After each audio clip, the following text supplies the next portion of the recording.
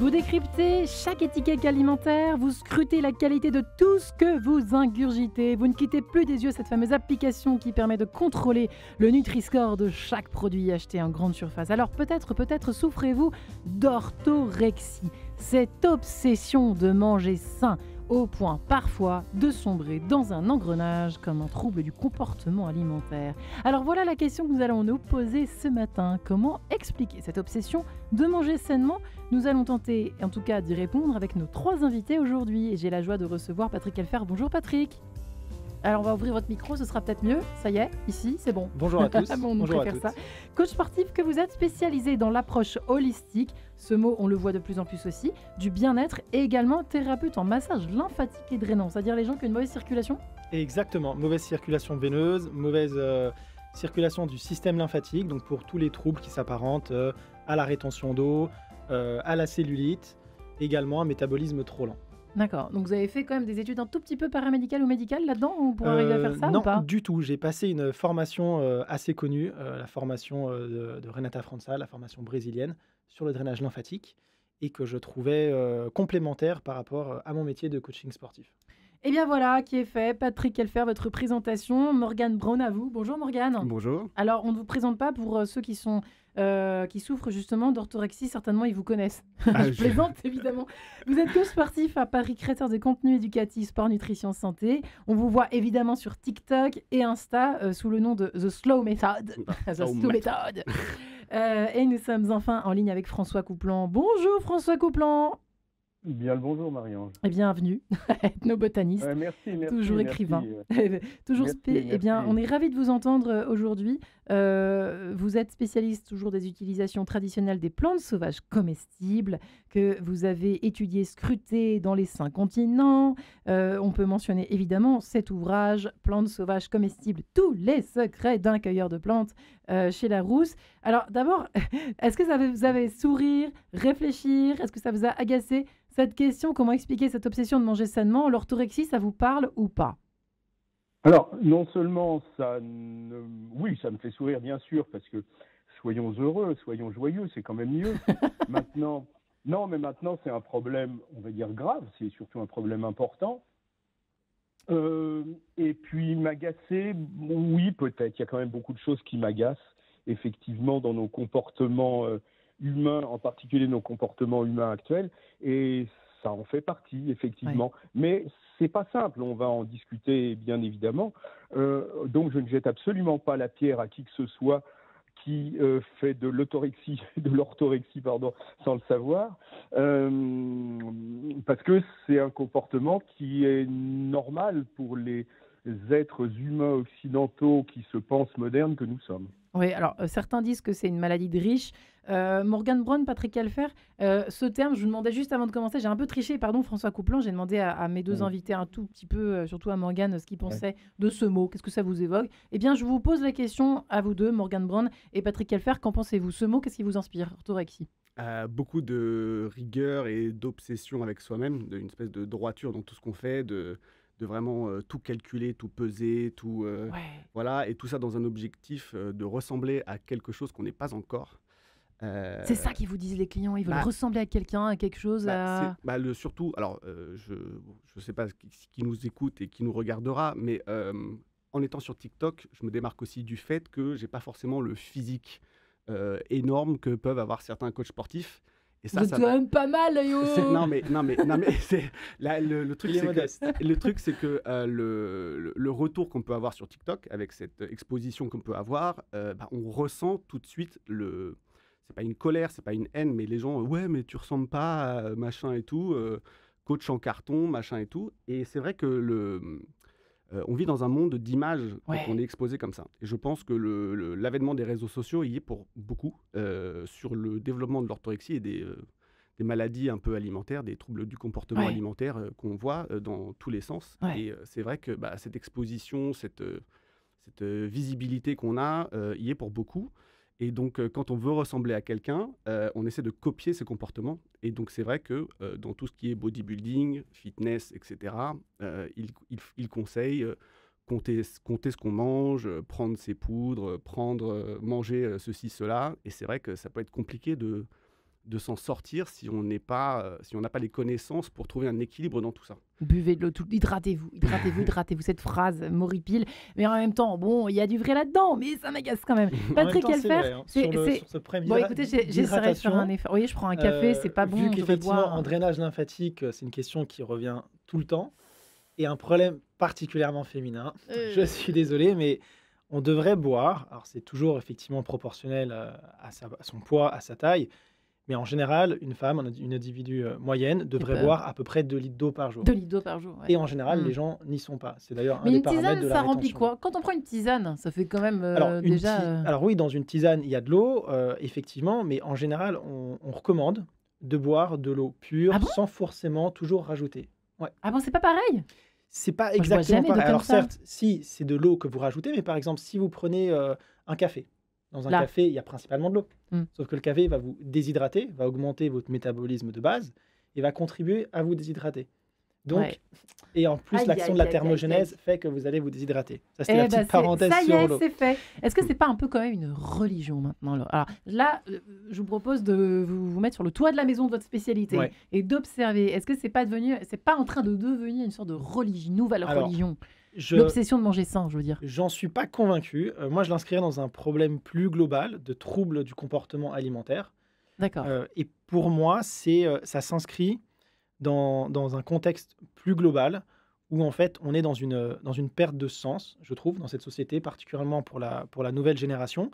Perte de sens, perte de repères. Ouais. Et du coup, notre nouveau moyen de communication, ce sont les réseaux sociaux. Et la façon de pouvoir s'identifier, c'est de choisir ces nouvelles stars. Et ces nouvelles stars, c'est des gens qui sont influenceurs, qui n'ont pas forcément créé grand-chose. Et ces gens-là vont aussi tricher sur les réseaux sociaux en modifiant leur image. Et on va s'identifier à des gens qui ne sont pas tellement si réels que ça. Et du coup, on va avoir des mauvaises références, que ce soit sur le corps, que ce soit sur la façon de s'alimenter, la façon de se comporter.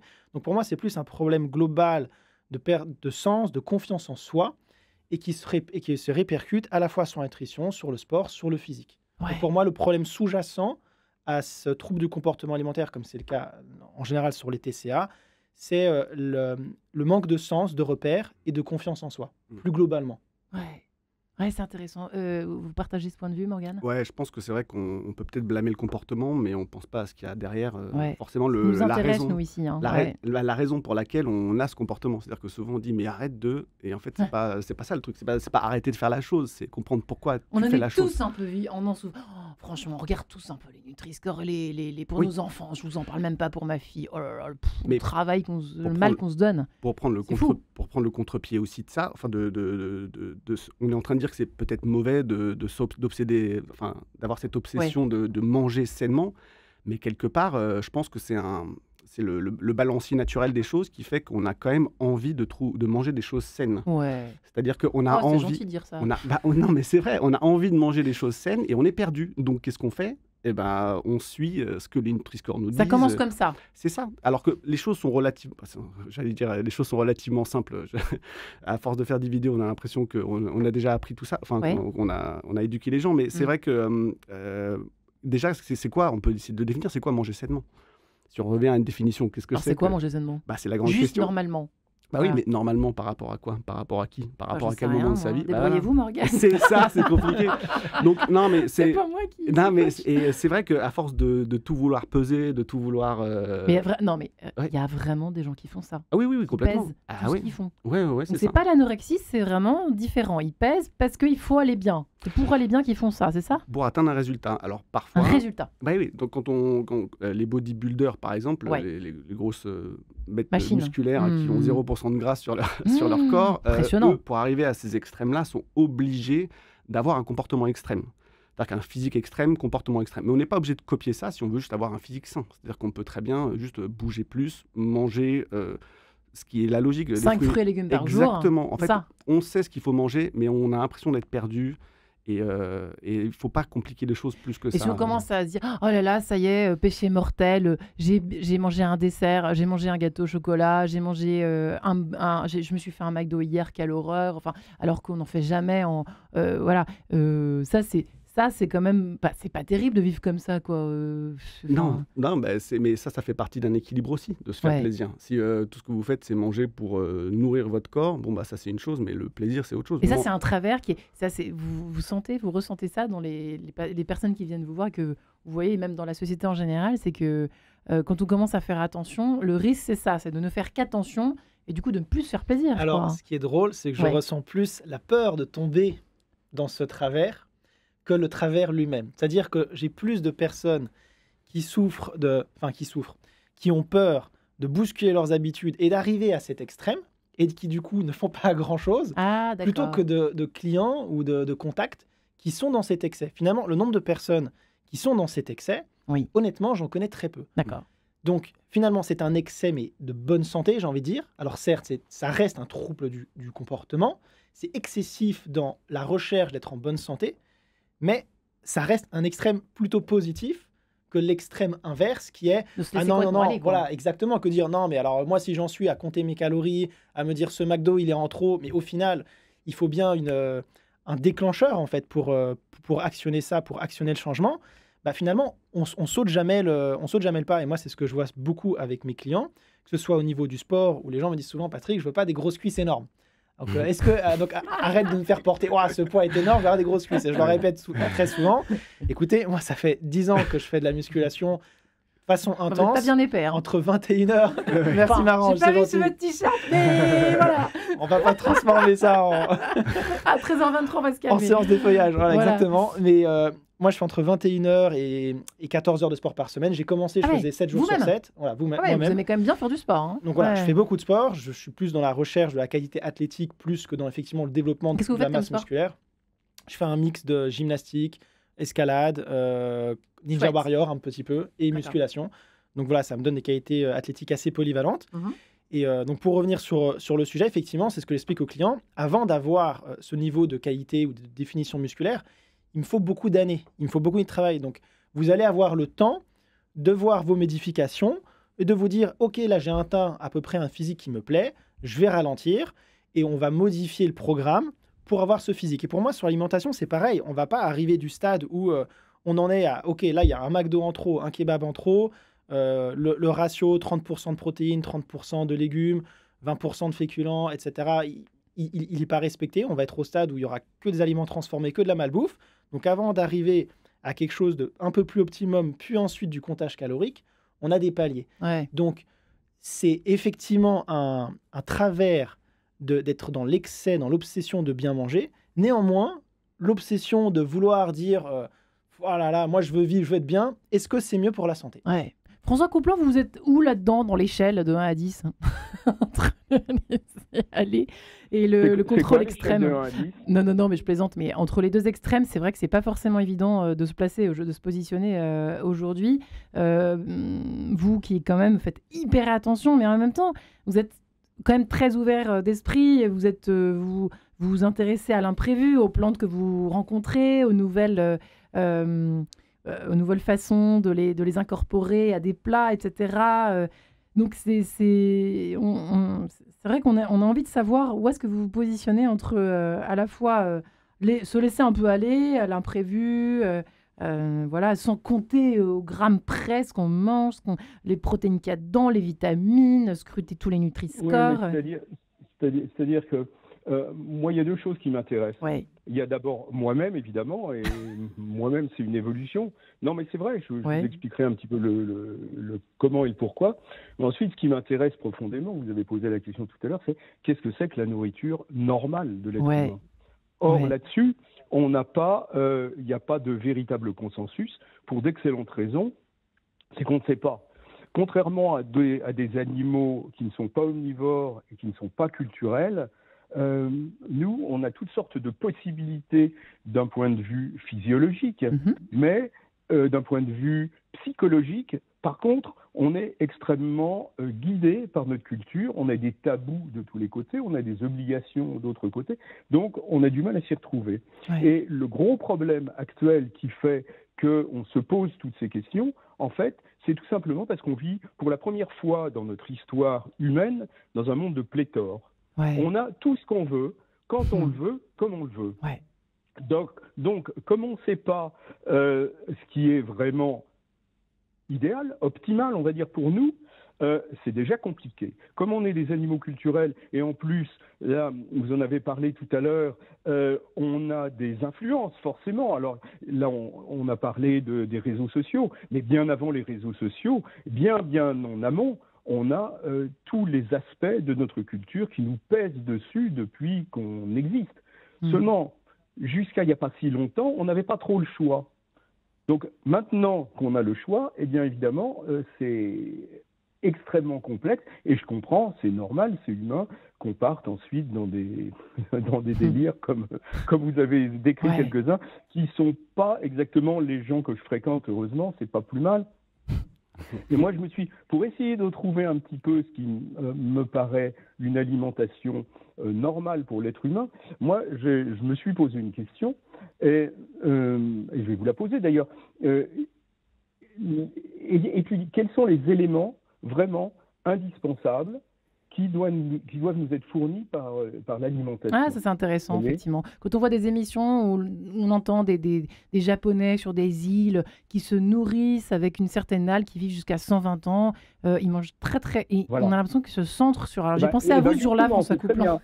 J'ai pensé à vous ce jour-là quand j'ai entendu l'émission. Mais oui, mais vous avez totalement raison, parce que qu'est-ce qu'ils mangent, ces gens? Je vais vous le faire bref, parce que voilà. Mais là, vous parlez d'Okinawa. À Okinawa, les gens mangent énormément, d'ailleurs comme tous les Japonais, mais peut-être plus encore à Okinawa, c'est un peu plus spécifique, on va dire, ils mangent énormément de végétaux, et en particulier de végétaux sauvages. Donc, un élément, je vais vous prendre un seul exemple, un élément absolument indispensable à notre alimentation, c'est la vitamine C. La vitamine C, on en a besoin. On en a même besoin de grandes quantités. Pourquoi est-ce qu'on en a besoin? On peut se poser la question, et la réponse doit venir assez facilement. C'est parce que dans notre alimentation originelle, notre alimentation normale, eh bien, on a énormément de vitamine C, puisque l'organisme ne va pas se fatiguer. C'est coûteux de fabriquer des éléments pour notre organisme. Donc, s'il y en a beaucoup dans l'alimentation, eh bien, il va s'en passer. Il va se passer, plus exactement, de le fabriquer de façon endogène.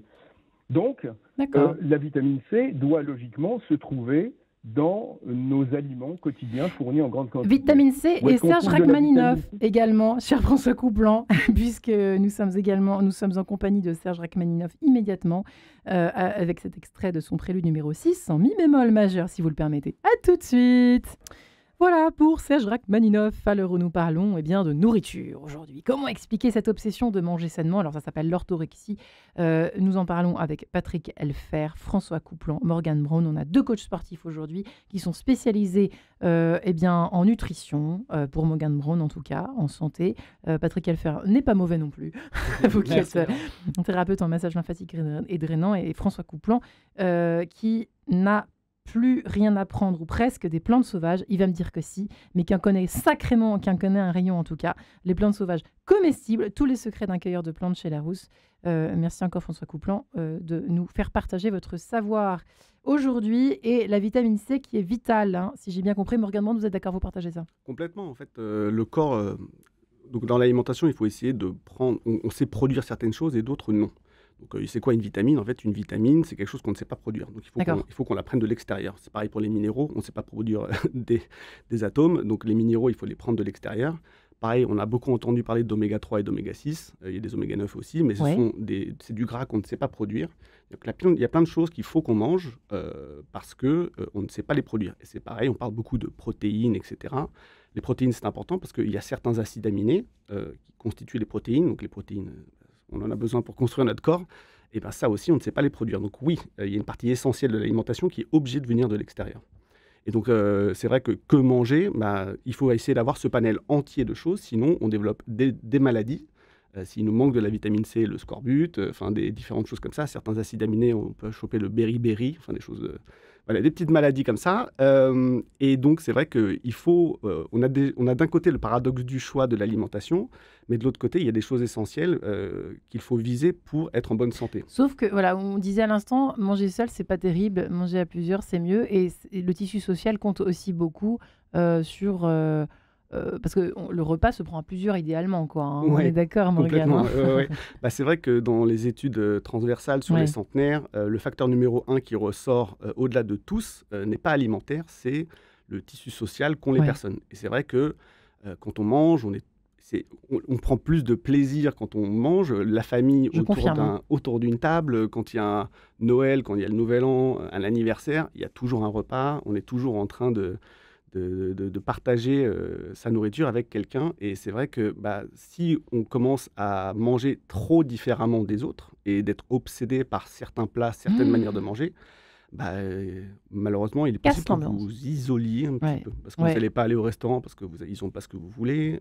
Pareil, les gens vous n'allez pas inviter les gens chez vous parce que vous allez leur faire du riz sans sel Je ne avec mange que du des quinoa, brocolis. désolé. Voilà, c'est ça.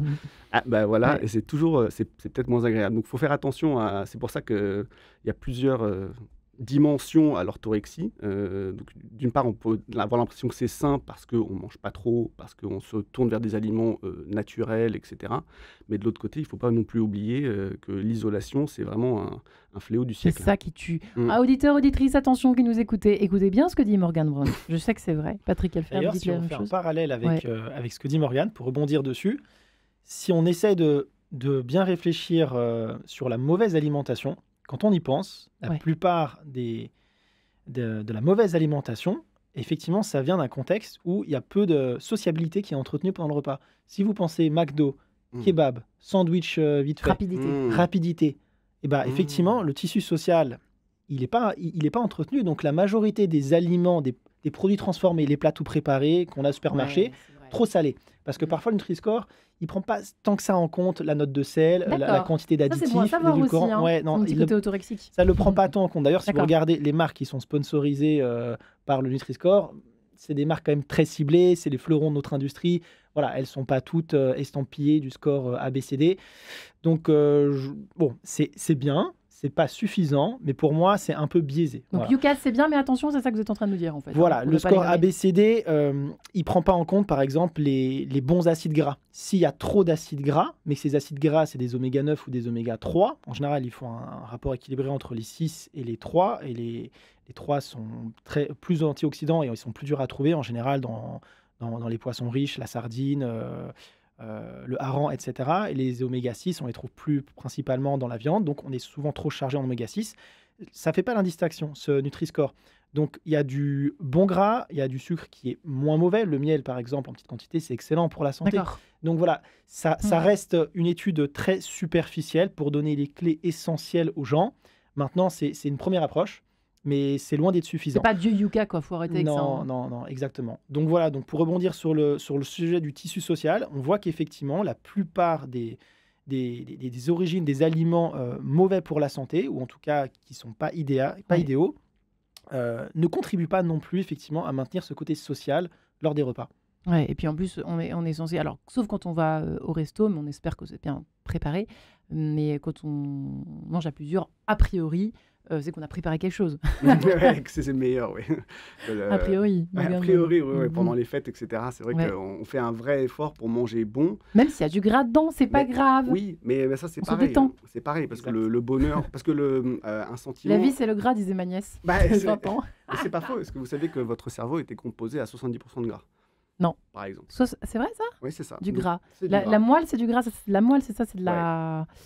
Qu'on appelle ça de la. Tout ce qui est le cerveau, l'intérieur du cerveau. François Couplan, vous m'aidez ou pas? C'est comme de... ouais, Comment ça c'est- s'appelle? En fait, c'est de la myéline, donc c'est-à-dire que, Myéline. D'accord. tout ce qui est courant électrique dans le corps est obligé D'accord. de passer par du gras pour que ça aille vite. C'est-à-dire Ouais. que ça fait Oui, des, enfin, ça fait des c'est un sauts, peu etc. plus le long des compliqué. Ouais. axones, Moi, j'imagine que etc. c'est plus compliqué Pardon. que ça, évidemment. Ouais. Mais bon, dans l'idée, c'est ça. Et c'est vrai que François Couplan, c'est vrai en fait, on se censure en permanence. Hein. On se Ah non, censure pas moi. facilement. Moi, j'aime le gras. Moi, je suis Ah, obligé de me censurer parce que j'adore. quand je vais dans un restaurant, je demande est-ce que vous avez du gras? Eh bien, les gens bien pensants me disent non. Non. Donc, je sors du restaurant et je vais dans un autre. Écoutez, je ferai J'aime comme le vous. gras, personnellement. Ah là là, je voudrais j'aime quand même tellement. revenir sur Oui. la vitamine C de tout à l'heure. Allez-y. Donc, si on a besoin de vitamine C et qu'il y a des aliments autour de nous qui en produisent énormément, parce qu'on a besoin effectivement de beaucoup de différents nutriments, mais la vitamine C, c'est particulièrement important. Et où est-ce qu'on en trouve? Eh ben, on en trouve dans les feuilles vertes des plantes, des végétaux. Voilà. On en trouve en particulier dans les feuilles vertes des plantes sauvages parce qu'elles sont beaucoup plus concentrées en différents éléments. On a besoin de flavonoïdes, d'antioxydants. On en parle beaucoup des antioxydants maintenant. Oui, c'est vrai. Tout ça dans les feuilles vertes des végétaux. Et là, tout à l'heure, vous avez parlé d'acides aminés essentiels. Alors, une chose qu'on sait depuis 1980, mais les nutritionnistes sont toujours pas au courant, c'est que dans les feuilles vertes des végétaux, on a des protéines qui sont équilibrées en acides aminés essentiels, donc qui ont la même valeur nutritionnelle que les produits animaux. Voilà. Mais pourquoi est-ce qu'on ne parle pas de tout ça? Pour des raisons pratiques, évidemment, parce qu'il en faudrait quand même beaucoup. Mais on a l'habitude, je pense, dans notre alimentation d'origine, de consommer beaucoup de végétaux verts, et avant l'agriculture, donc jusqu'à 12 000 ans, de plantes sauvages, et qui sont extrêmement concentrés dans les différents éléments. Et qu'est-ce qui nous empêche de penser comme ça? J'y reviens, c'est notre culture. Donc ça veut dire il faut vraiment faire un effort d'aller au-delà des dictats de notre culture pour pouvoir voir les choses d'une façon un peu plus précise. Moi, quand j'étais petit, je vivais petit bourgeois dans le 7e arrondissement de Paris, donc je mangeais de la viande parce que ça montrait qu'on était riche, qu'on avait les moyens de se payer de la viande. Oui. Quand j'ai eu 20 ans, j'ai eu des problèmes de santé. J'ai rencontré un oncle à moi qui m'a expliqué que c'était pas tout à fait juste. J'ai mis quand même un certain temps, parce que la viande est accoutumante, à me débarrasser de ça. Et donc je suis parti dans l'orthorexie inverse, je dirais, qui était le végétarisme pendant longtemps. Voilà. Mais comme j'avais toujours les plantes sauvages derrière moi, j'ai eu la possibilité d'élargir un petit peu ma compréhension des choses. Et là, j'en arrive maintenant à être beaucoup plus souple pour répondre à la question que vous me posiez tout à l'heure. Je pense que la souplesse, c'est essentiel, mais la souplesse, elle doit être basée sur une compréhension de ce qui se passe et de ce qui est bien pour nous, plutôt que de suivre l'un et l'autre des dictats Est-ce que, François Coupland, est-ce que dans la salade verte basique, parce que évidemment, il faut se procurer votre livre passionnant sur les plantes sauvages comestibles pour savoir s'il faut manger des fougères ou des pissenlits, mais en revanche, est-ce que dans la salade verte, il y a par exemple autant de vitamine C que dans le pissenlit? Bien sûr que non. D'accord. La salade verte cultivée, elle a été sélectionnée pour sa taille, pour sa grosseur, pour sa douceur. On a éliminé tous les lactoses terpéniques pour être technique, qui donnent un goût amer, qu'il y a dans le pissenlit. Mais en même temps, on a éliminé une grande partie des micronutriments qu'on retrouve, par contre, sans aucun problème dans le pissenlit, dans l'ortie, dans les gopodes, dans un certain nombre de plantes qui peuvent se consommer en grande quantité. Mais là, c'est pareil, il ne faut pas faire n'importe quoi. Il y a des plantes toxiques, il y a des plantes qui ont des facteurs antinutritionnels, c'est-à-dire que si on en mange, au contraire, on va se dénutrir d'un autre côté. Et voilà. Et les pousses d'épinards, toutes les feuilles qu'on voit dans nos magasins maintenant fleurir dans ces rayons salades, là, les pousses d'épinards. C'est cultivé. Ah, voilà. En fait, dès que c'est cultivé, ça, c'est moins nutritif. Vous le saviez, les garçons, ou pas, ça? Il y a des plantes cultivées. Il y a des plantes cultivées qui sont quand même plus proches des plantes sauvages, mais il faut faire attention. Prenez la roquette, par exemple, elle est beaucoup plus riche en nutriments. Elle est beaucoup plus riche en nutriments. Il ne faudrait pas en abuser parce qu'il y a des substances soufrées, des isothiocyanates, qui peuvent être irritants à haute dose si on en mange trop. Il faut savoir, mais ça s'apprend. Je suis là pour ça, d'ailleurs. On va vous inviter tous les jours. J'ai ma formation en ligne qui explique tout ça aux gens. Voilà. Morgane Brun, vous saviez ça? Que les plantes cultivées avaient moins de nutriments, c'est vrai que ça tombe un peu sous le sens. On a l'impression, parce que quand on regarde, on va dans une forêt et qu'on voit toutes les plantes en symbiose, en train de pousser les unes à côté des autres, elles n'ont pas besoin qu'on leur mette des engrais, des pesticides, des choses comme ça pour pousser et avoir de la vitalité. C'est-à-dire que la vitalité, elle se voit dans les endroits où ça pousse sauvagement et naturellement. Donc c'est vrai qu'après, quand on regarde, je sais plus qui c'était, mais il y avait un scientifique qui montrait à quel point les terres avaient été appauvries, que la terre dans laquelle les choses poussaient dans tous les champs, et qu'aujourd'hui on est obligé de donner des médicaments à ces terres malades. Et c'est vrai que si on pouvait se tourner vers des choses qui poussaient plus naturellement, plus sauvagement, ce serait sympa. Donc je vais peut-être regarder ce livre qui a l'air intéressant. Je sais que ça va intéresser notre ami Patrick qui va le faire aussi. Sur les pour rebondir sur ce que disait François sur le manque de nutriments dans certains aliments, un des problèmes principaux sur la mauvaise alimentation, ce sont les calories vides. C'est-à-dire qu'en fait, une calorie toutes les calories ne se valent pas. Par exemple, dans l'alcool, c'est l'exemple typique des calories vides. Vous avez 0 micronutriments. Vous n'avez pas de vitamines, vous n'avez pas d'oligo-éléments. Donc, en fait, vous ingérez juste une calorie, donc vous ingérez juste Du sucre. de l'énergie. Alors, pas exactement, parce que l'alcool, c'est pas pareil que le sucre. En fait, 1 gramme d'alcool est égal à 7 kilocalories. Donc, finalement, la base de l'alimentation, c'est de fournir de l'énergie. Donc, quand vous consommez d'alcool, vous ingérez de l'énergie. Sauf que cette énergie, c'est juste une énergie pour fonctionner au quotidien, mais n'apportant aucun micronutriment. Si vous ne consommez que, mettons, de l'alcool, vous allez finir par ne pas pouvoir maintenir toutes les Et fonctions les bonbons, vitales c'est de pareil. l'organisme. Hein. Les bonbons, c'est Alors, pareil. Hein. les bonbons, c'est pareil, sauf que c'est que du sucre. Voilà. C'est que du sucre. Et l'excès de glucose, à la fin, ça va vous provoquer effectivement du diabète parce que vous aurez des pics de glycémie, que les reins, le foie, tout ça ne pourra plus gérer. Donc, vous allez ensuite avoir des dysfonctions au niveau de votre système immunitaire et au niveau de votre corps. Donc, voilà, le principal problème des calories vides, c'est que vous n'avez pas tous ces micronutriments qui permettent les fonctions de base du métabolisme. Calories vides. Vous connaissiez ce terme, François Coupland, les calories vides?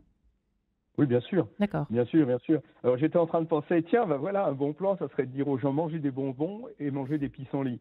Mais Ah, j'aimerais bien. Pour moi, c'est bien ça. Moi qui aime tellement les c'est bonbons. pas mal, hein. Gavez-vous de bonbons et puis après faites-vous une salade de pissenlit. Mais en fait, non, ça marche pas comme ça. Et il y a un problème d'ailleurs, puisqu'on parle de glucides, un gros problème qui date de 12 000 ans.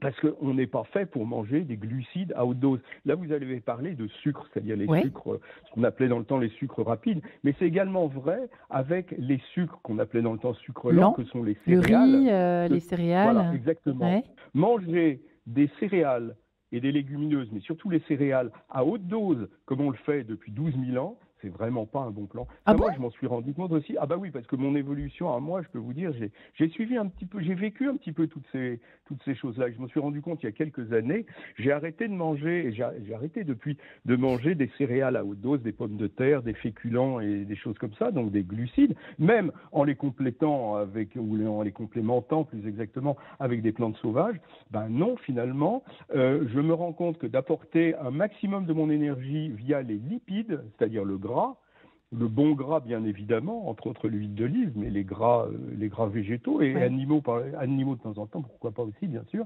Et ben pour moi c'est infiniment, je m'en rends compte, je veux dire dans mon corps, c'est infiniment plus favorable pour mon bon équilibre, je dirais, ma santé comme ça, que de manger comme je le faisais traditionnellement,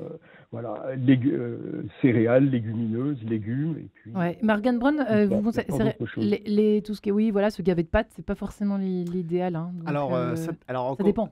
C'est ça. En fait, c'est toujours contexte dépendant et c'est pour ça que je posais la question de qu'est-ce que c'est que manger sainement et pourquoi on mange sainement ou pas. C'est-à-dire que un cycliste du Tour de France qui dépense 7000 calories pendant ses 5 heures de vélo là. Lui, si vous lui enlevez ses glucides, il va rester en bas de la côte. Voilà. Donc, mais encore une fois, c'est vrai que le glucide, de manière quotidienne, on en mange parce que ça donne de l'énergie, mais surtout à la tête. Parce que le cerveau, la seule source d'énergie, enfin il y en a deux, mais la source d'énergie principale qu'il a, c'est le glucose. Donc vraiment la forme la plus simple que l'on a. Parce qu'il y a une barrière qui empêche les maladies de passer dans le cerveau, parce que sans ça, on meurt.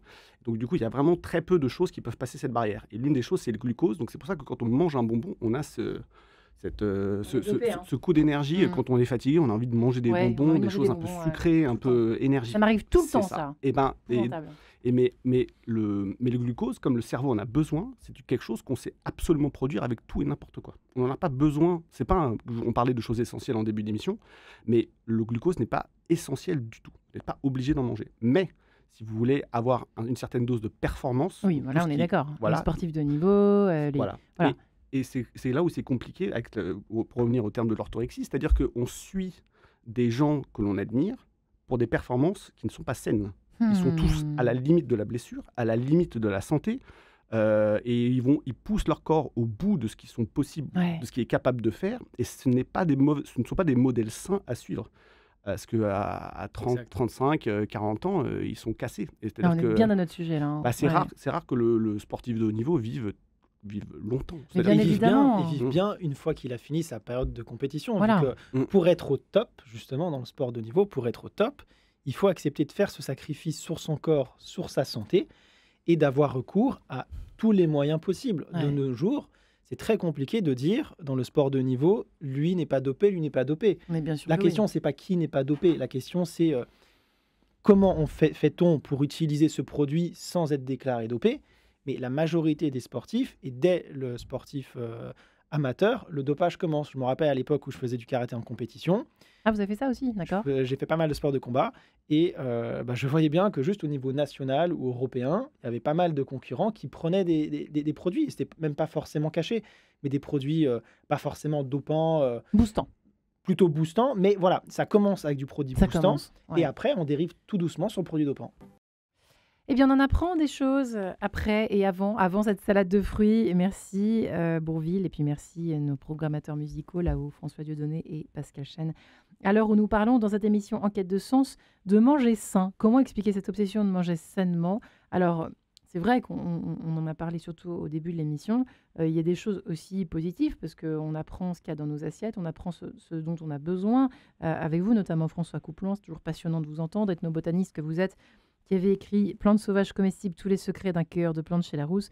Patrick Kelfer, coach sportif spécialisé dans l'approche holistique du bien-être, et Morgane Brown, qui est coach sportif également, qui est créateur de contenu éducatif sport, nutrition, santé sur TikTok, et votre profil Instagram, The Slow Method. Soyons un peu slow et souple, effectivement, vous l'avez dit. Vous disiez quelque chose d'intéressant, Morgane Brown, à l'instant, là, sur... alors, avant que vous évoquiez la question des Inuits, que l'être humain est extrêmement adaptable, quoi. Il faut se détendre aussi un peu, hein. Ah, complètement, ouais. Hein Ouais, c'est-à-dire que c'est vrai que on est perdu parce que, comme disait François, on a accès à tout. On a le paradoxe du choix. Ouais. C'est-à-dire que c'est le syndrome de la feuille blanche par rapport à qu'est-ce que je mange? Si on était coincé au milieu de quelque part et que tout ce qu'on avait à manger, c'était du poisson. Comme les Inuits. Exactement, qui eux mangent toute l'année du phoque. Et c'est tout ce qu'ils mangent. Ils mangent que ça. Et pourtant, ils survivent. Ils sont Ouais. alors, en très bonne santé, je ne sais pas. Mais ils ont aussi... Alors, adaptable, oui, mais ça fait des milliers d'années qu'ils sont là-haut. Donc, du coup, c'est vrai qu'ils ont aussi une physiologie qui est adaptée à ça. Donc ça, il faut prendre ça en compte aussi. Et je pense que le prochain terrain d'orthorexie qui va être fouillé, ce sera la nutrition génétique, où on prendra votre ADN et on pourra vous dire ce qui sera bon à manger pour vous, ce sera ceci, et ce qui sera mauvais à manger pour vous, ce sera ça. Oh, c'est quand même un peu glauque, hein. Enfin, Bah- moi, je trouve Marie-Ange, personnellement. Enquête de sens qui parle, c'est Marie-Ange. Mais moi, j'ai pas du tout envie de savoir, hein. J'ai envie de me faire plaisir de temps en temps, d'être surprise, de temps en temps de faire des efforts, de temps en temps de faire des petites cures de détox de ceci ou de cela. De sucre, par exemple. Tiens, je vous disais, j'ai pas eu mon sucre ce matin, je suis pas bien, mais je suis quand même très heureuse d'être avec vous. Mais c'est vrai que ça fait du bien aussi de se laisser surprendre. Mais bon, après, c'est vrai que si ça existe, on est tenté de savoir quand même ce qui nous correspond. Mais Patrick Kelfer, ça fait quand même pas rêver. Non, ça fait pas rêver, mais c'est vrai qu'effectivement, l'être humain est très à la table. Et en Asie, on mange plutôt beaucoup de glucides, beaucoup de riz. Ouais. Et effectivement, comme disait Morgane, dans les pays nordiques, c'est plutôt une alimentation riche en gras et riche en protéines. Donc le système humain est effectivement très adaptable. Et après, on va aussi avoir des carences en fonction de l'endroit où on vit et en fonction de Et c'est pas l'alimentation grave. qu'on va avoir. Ce qui n'est pas grave, ça sera dur d'être à 100% à chaque fois optimum. Parce que l'autorexie, c'est cette recherche D'immortalité, en fait, d'une certaine d'optimum. façon. non Exact. Bah, alors, On est d'immortalité, sur je ne sais pas, Notre-Dame, mais en c'est quête de cette sens. recherche d'excellence, en tout cas, Ouais, de ouais, vouloir être toujours parfait. ouais. Et c'est pour ça que j'en reviens à ce que je disais au tout début de l'émission, où ça cache un problème Ouais. plus important de confiance en soi, de s'assumer tel qu'on est et de ne pas Imparfait vouloir que nous toujours sommes. effectivement se comparer aux autres, se Ouais. comparer à soi. Mm. C'est ce que j'essaye d'enseigner dans mes coachings. Être meilleur que soi un peu plus tous les jours, mais pas être meilleur que les autres. On est tous différents. Des individus qui seront plus musclés ne seront pas nécessairement plus forts. Il y a un rapport avec le système nerveux aussi dans la force.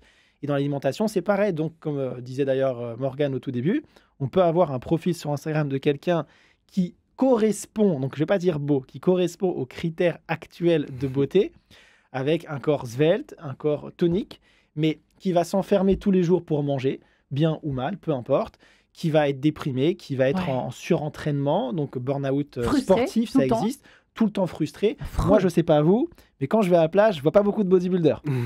Très Il y en a quand honnêtement. même très peu. Hein. Donc, C'est vrai, on fait hein. ça aussi pour plaire à soi, mais pour ensuite le revendiquer, pour dire Et- regardez comme je suis. Péter la galerie, quoi. Et bah pourtant, je sais pas toi Morgane, mais on n'a pas énormément de concurrence sur la plage, on voit pas beaucoup de bodybuilders. Pas beaucoup. Donc, Ouais, à moi quoi non plus, bon j'en ai pas trop. Je rigole. À quoi bon atteindre l'excellence si on n'en profite pas? Ouais, Donc voilà, c'est vrai. cet équilibre, il est important. C'est pourquoi à on vit, trouver. quoi. Allez se poser les bonnes questions aussi. Hein. Allez, dans Quête de Sens, on peut se permettre de se la poser, cette question, sur Radio Notre-Dame. Mais c'est vrai que on n'est pas aidé par ces injonctions fournies toujours une fois de plus par notre société. J'ai l'impression de dire cette phrase tous les jours. Mais n'empêche que c'est quand même un peu vrai, Morgane Bruno. Oui, mais N'est-ce pas? c'est vrai, Je sais pas. et cette idée de sens est intéressante. Pendant que la salade Ouais. de fruits passait, Patrick parlait du fait que le sucre était plus addictif chez les rats que la cocaïne. Alors, Ouais. ce qu'il faut savoir, Ça me c'est... fascine complètement, cette Bah, affaire. alors, il y a, ce que j'ai envie de dire, c'est qu'il y avait cette étude sur les rats qui étaient enfermés dans leur cage et qui prenaient de la cocaïne à chaque fois qu'ils pouvaient. Mais en fait, ils ont refait cette étude en changeant la cage du rat. Et en fait, ce qui s'est passé, c'est qu'au lieu de mettre le rat tout seul avec sa cocaïne, ils ont créé un grand parc avec plein de rats différents, avec toujours ce bouton pour pouvoir prendre sa dose de cocaïne. Et en fait, quand le rat était dans un environnement où il était avec d'autres rats, il pouvait jouer, il pouvait passer du temps avec des madame rats, etc. Le rat ne touche pas à la cocaïne. Il n'y touche pas. Incroyable. Il l'essaye une fois, mais en fait, il se dit non, c'est Ça plus ne drôle d'aller l'intéresse jouer avec plus. mes amis rats. Et on repart sur cette idée de Le tissu social. Le tissu nutrition, social, de hein. tissu social et aussi en fait de sens. C'est-à-dire que quand le rat a un sens, ce qu'il mange ou ce qu'il fait à côté du sens qu'il a Quand trouvé. le rat, Bah oui. cette phrase est quand Non. même énorme. Le Ça rat, restera, ça restera. C'est ça. Non, mais vous voyez ce que je veux dire. Et je pense que les êtres humains sont pareils. Et toute l'émotion qui est liée à l'alimentation, parce que ça aussi, il faut en parler. C'est un. L'émotion liée à l'alimentation, c'est un vrai sujet. Ouais. On Effectivement, peut dire la nourriture Oui. émotionnelle d'ailleurs. hein. Ah ouais, l'alimentation Ouais. émotionnelle, ouais. Ouais, complètement. c'est très beau ce que vous dites, hein. C'est presque christique. On pense à ses repas. Le Christ disait beaucoup de choses à travers ses repas. François Couplan. Oui. Non, Mais mais oui, c'est vrai, je suis c'est toujours beau. là, hein. Bah oui, l'émotion, la Pardon. nourriture émotionnelle, qu'est-ce que ça vous inspire? C'est beau, je trouve, non? Alors, je voudrais d'abord dire une chose par rapport aux Inuits. Oui, Parce qu'on dit les Inuits, ils mangent du gras, ils mangent du phoque, ils mangent des poissons, et oui, bien sûr, bien sûr. Mais il faut savoir aussi que la banquise ou la toundra dégèle pendant une partie de l'année et ouais, qu'il y a des faut des plantes. réserves. hein. Et que les études anthropologiques qui ont été menées sur les Inuits, disons, tout au long de l'année, en incluant la période estivale, montrent que ces braves gens, ils mangent des pissenlits, ils mangent de l'oseille, ils mangent un certain nombre de végétaux verts qui poussent là, qui poussent sur place en été. Ils récoltent des érelles rouges, des myrtilles, différents petits fruits qu'ils conservent en les congelant pendant un certain temps, ou des fois qu'ils mélangent avec de la graisse de phoque, justement, des choses comme ça. Donc l'alimentation originelle peut-être plutôt originelle des Inuits comportait des végétaux à chaque fois que c'était possible. Il n'y a pas un peuple qui ne mange pas de végétaux. Et évidemment, puisque là-haut... Sauf on les peut pas Américains, cultiver, non, je c'est plaisante. des végétaux Mm. sauvages, quoi. Ouais. Tant qu'il n'y a pas un McDo Non, mais- qui s'installe au pays Bah, des Inuits, maintenant, si, justement, bien sûr.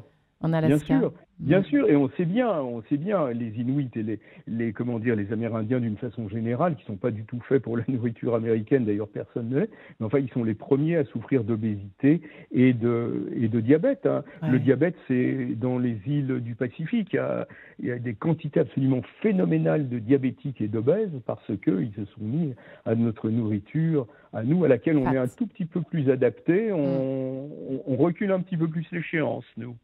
Voilà. Ouais. La nourriture émotionnelle, pour revenir Oui. à ce que vous disiez, oui, bien sûr, la nourriture est émotionnelle, l'être humain est émotionnel, tout est émotionnel, et la nourriture en particulier, et moi je l'ai bien connu, toutes ces choses-là, je veux dire, mais tout le monde l'a connu, Marie-Ange, hein, on a un petit coup de blues, qu'est-ce qu'on fait? On mange du chocolat, bah moi je le fais pareil. Moi, c'est hein. les bonbons, je suis désolée, je retourne à mes bonbons. Ah non, moi c'est le chocolat, les bonbons j'aime Voilà. pas parce que j'aime pas le goût, mais le chocolat, oui, bien sûr. Ouais, c'est vrai. Donc, C'est vrai que c'est logique. évidemment, il y a quelque chose de très émotionnel et c'est assez marrant parce que ça va dans les deux sens. C'est-à-dire que quand on est déséquilibré émotionnellement, on va consommer du sucre facilement, qui va nous remonter le moral, hein, Ouais. le coup de l'hyperglycémie, qui, on le sait, sera suivi d'une hypoglycémie réactionnelle par la suite.